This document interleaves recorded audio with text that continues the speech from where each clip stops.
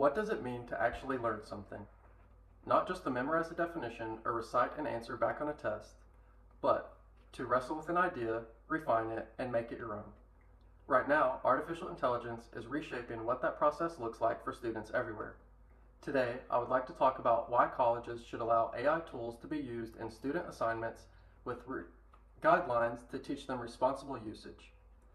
As a graphic design student, I have personally used AI tools in my brainstorming, concept research, and to push past creative blocks. I've seen firsthand where it can excel when it is used properly, and also where it falls short when it's used to cut corners. First, I will look at how AI is already a part of modern education and professional fields. Second, I will look at the real issue surrounding AI use. Third, I will describe what ethical AI use looks like in a college classroom. And fourth, I will define what will happen to students if colleges ban AI entirely. Let's start by looking at just how present artificial intelligence already is in the real world today. AI is not a distant, futuristic concept or reserved to those working in the tech industry. It is already being embedded into the tools, workflows, and industries that most of us are in school for. In the essay, AI in Education, Patterns and Research Focuses, authors Wei and Quinn describe how AI is rapidly transforming education and is becoming a major focus in higher education institutions.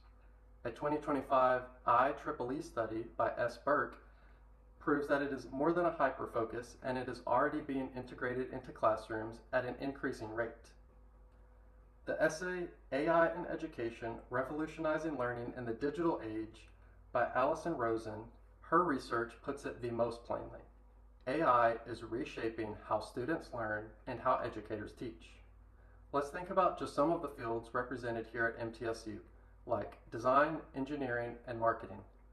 Designers use AI on a daily basis for brainstorming, concept iteration, and to cut down time on repetitive tasks.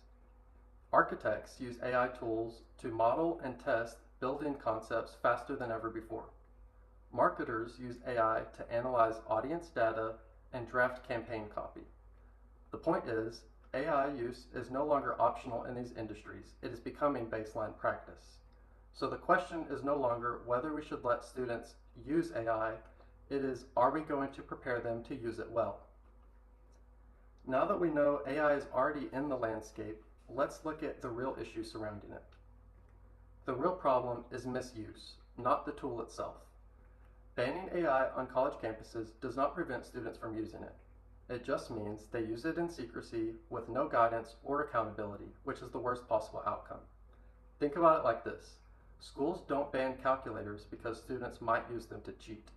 They teach students how and when it's appropriate to use them. And that same logic should be applied to AI tools. In the journal Generative AI in Higher Education, Guiding Principles for Teaching and Learning, Isaac Oben's research highlights that the key is not restriction, it's clear guidelines. When students understand what responsible use of AI tools looks like, then behavior can start to change. In the essay, A Systematic Review of AI in Education, Muhammad Mustafa and his research team support this by noting that the benefits of AI in education are very real, but only when they are supported by ethical implementation. The difference between misuse and ethical use of AI comes down to one thing: education. A student who has not been educated will use AI to create an entire essay, not engage with the material, and turn it in as his own. This is committing plagiarism and misusing the tool. A student who has been educated on AI can use it to brainstorm for his outline, then build upon that with his own thinking and words to finish the essay, disclose this use to the professor, and learn how to work alongside a tool that will follow him throughout his career. So if misuse of AI is the problem, what does responsible use of AI look like in the classroom? Clear AI use policies listed at both the institutional level and the syllabus level actually do more to protect academic integrity than a ban does. When there are no rules, students operate in a gray area. They don't know what to expect, professors don't know what to look for, and the lines between original work and generated content get blurry quick. But when colleges require Full disclosure, which means students state how and when they use AI tools. This creates transparency. Professors can still assess whether students are grasping the course material, and students will learn that AI is a tool to support and execute thinking, not replace it. Chandri and Kazim's research in a high-level academic and industry note for AI in education found that when AI is introduced into classrooms with high structure, it can actually personalize and improve learning by meeting students at their each individual need. Once students have instruction for how to use AI, they can learn to use it to its fullest potential and to their maximum benefit. With the right policy in place, it's easy for students and professors to stay on the same page of what is appropriate use of AI in the classroom. All of this builds to my final point. What happens when when colleges ban AI entirely? Banning AI puts students at a disadvantage by letting them enter the workforce without being fully prepared. Imagine graduating as a design student and your first day on the job at a creative agency.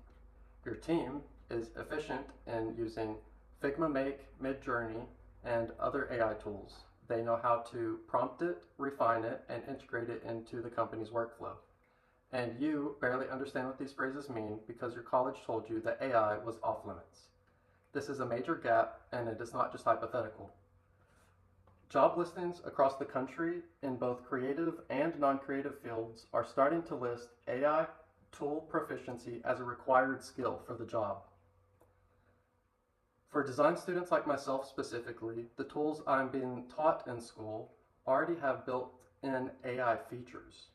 There is a generative fill, image trace, and auto layout guides that aren't optional add-ons. These are just a few of the AI features that are built into the standard versions of these softwares. Telling students not to use AI in school while the industry builds AI into every tool they touch is setting them up to fall behind. Banning AI in higher education widens the gap between where students are and where their careers need them to be. So when we look at how AI is already shaping the real world, it's easy to see that banning it in the classroom does more harm than good. So where does this leave us? AI is already embedded in modern education and professional fields. Clear policies do more to protect academic integrity than bans do. And with AI experience, students can graduate ready to enter the workforce. Colleges should allow AI tools to be used under clear guidelines and full disclosure to teach students how to use them responsibly. Not because it's the easy route, but because it's the realistic one. So next time you have a syllabus day in college, pay attention to your teacher's policy on AI use. If there is no policy, ask about it. Advocate for guidelines that reflect the real world we will be entering after graduation. AI is not going away, so the best thing we can do is to learn to use it well.